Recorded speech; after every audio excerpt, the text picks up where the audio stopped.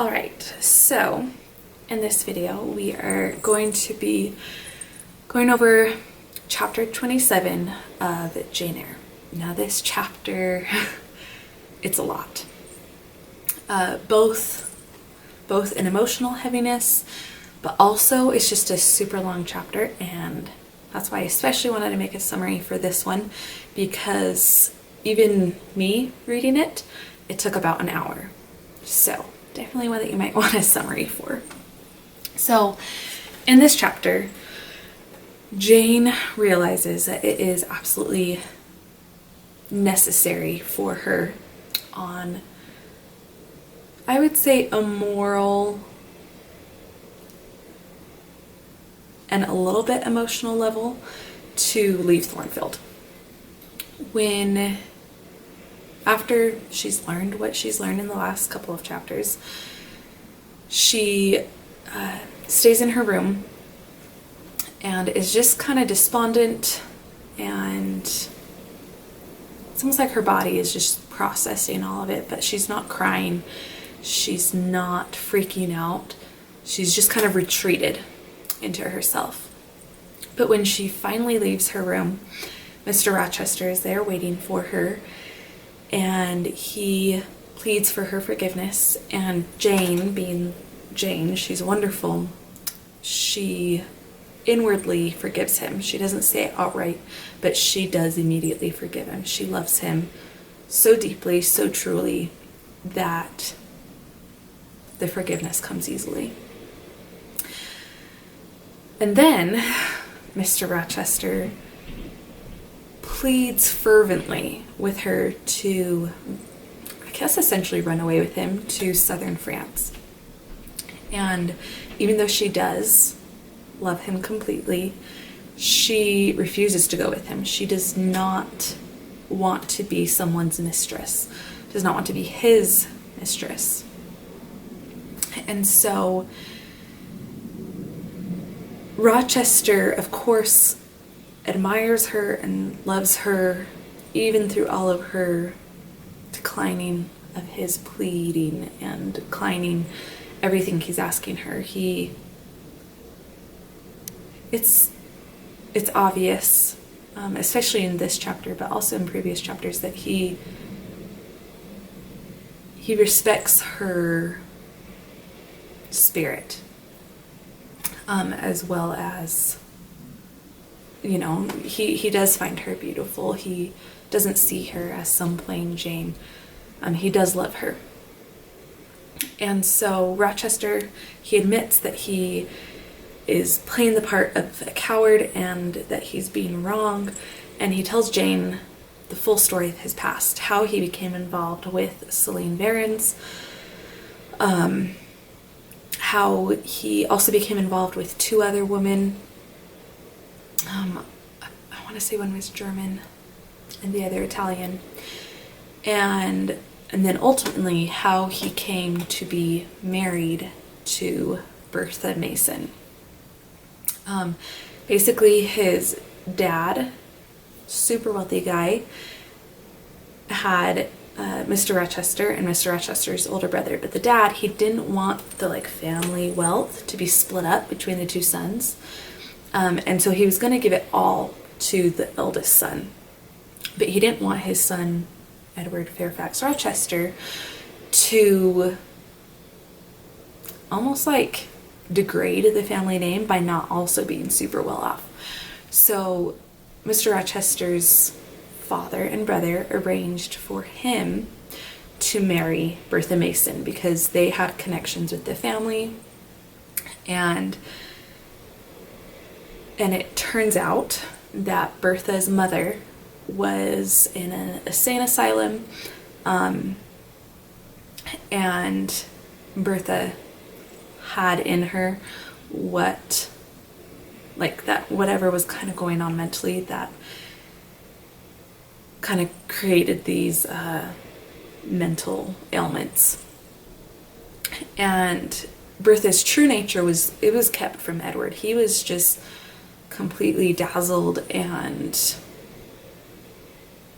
I think the phrase is the wool was pulled over his eyes. All he saw was how exotically beautiful she was, and almost just like enchanting she was in like this mysterious, beautiful way. And so he marries her, and after marrying her, that's when he starts to realize just how mentally unwell she is. And you can definitely tell from his explanation of things in this part of the book that the treatment of mental illness in that era was not what it is today. You know, there's a lot more compassion, there's a lot better, more humane treatments. And we just know to not talk about people in certain ways. But the story he tells just shows that like Bertha was insane, and Mr. Rochester was basically living in a hell-like realm. And Bertha was violent. She was very self-indulgent. I think it's implying like both sexually and physically and emotionally, just very self-indulgent. She just went down that path to insanity. And by this point, Mr. Rochester's dad and brother had died. He was legally bound to Bertha. And he just kind of locks her away in Thornfield, almost to kind of like hide this pain point in his life. And, you know, I think it does need to be said that, and I think he even mentions it earlier in the book, or in this chapter or later on, but he does make the point that like he could have sent her to an insane asylum where she would have been much more poorly treated than she is treated at Thornfield. Grace Poole is basically her in-home nurse. And, you know, if he sent her off to some other place that wasn't as like well taken care of as Thornfield, she would have died just from the bad conditions. The insane asylum, again, wouldn't have been a great place. And he really could have just kind of been almost essentially shortening her lifespan by putting her in less favorable conditions, but that's not Mr. Rochester. He did not want to do that. And even though she was hardly what you could call, you know, a loving wife, he also isn't completely void of any heart or any compassion. And so basically once he hid her away at Thornfield, that's why he didn't spend time there. He went off and just tried to find consolation with other women that he hoped to make his wife, even though he already had a wife back at Thornfield. So he got involved with Slain Barons and those two other mistresses, but he just became disgusted with himself. The way he associated with them, it wasn't wholesome. And so he eventually returned to England with Adele, and then he ended up meeting Jane and falling in love with her. And he had meant to tell any woman that was going to be his wife, his second wife, what the situation was, but that things just didn't play out that way with Jane, and he kept it hidden from her. He kept the lie on going. And he recounts to Jane his meeting her and his falling in love with her, and it's a very sweet account. I find it a very heartbreaking part of that chapter because he's telling her all of this in hindsight, and her, you know, her heart's already breaking, and so it's even harder for her to hear. But so for a moment, Jane does consider staying. And she considers it, but that's very brief.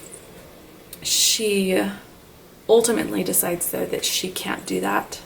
She knows that she will never fully respect herself if she does, and she knows she needs to do what right. She knows she needs to do what is right. And so she leaves the room, says goodnight to Mr. Rochester, and she is still at Thornfield. She hasn't left yet, but, you know, it's kind of, the gears are working in her brain that she needs to go. And then that night, she has a kind of like vision / dream where she sees the moon. And, well, no, she remembers being back in the red room as a child, or that same red room that she knew from childhood. And she sees the moon, and then the moon forms into a mother, or a woman-like figure, who she then calls mother. And so I don't know if this is like a reference to her own mother. I'm kind of the thought that it's more a reference to like the feminine divine. You know, the moon is often associated with the divine feminine. But anyway, the moon turns into a woman who then tells Jane, like, you need to get out of here. And Jane says, Mother, I will go, or something to that effect. And so, even though she desires to be with Mr. Rochester, she sneaks away from Thornfield. She's very careful about getting out so that she won't be detected. She wants to say, you know, goodbye to little Adele, but she knows she needs to be quiet, and that Mr. Rochester probably isn't sleeping and would hear her. So she gets out of Thornfield, and she has very little with her, but she gets out to the road, hires a carriage with, I think she only has like 20, I don't know if it's shillings or pounds, but she only has 20 of them left. And the carriage won't get her as far as the carriage is going. The money won't get her as far as the carriage is going, but the carriage driver says, like, I'll see how far I can get you with what you have to offer. And so she goes down this unknown road and off into oblivion. So that is chapter 27, and I guess we'll have to see what happens next with chapter 28. If these chapter summaries are helpful to you, and particularly if they're more helpful to you than even the chapters being read, definitely let me know in the comments below, and definitely subscribe. That will kind of let me know if the summaries are what you prefer, and I'll make sure to get more of those out in a more timely manner. So again, comment, like this video, definitely subscribe, and I'll see you around. Thanks for watching.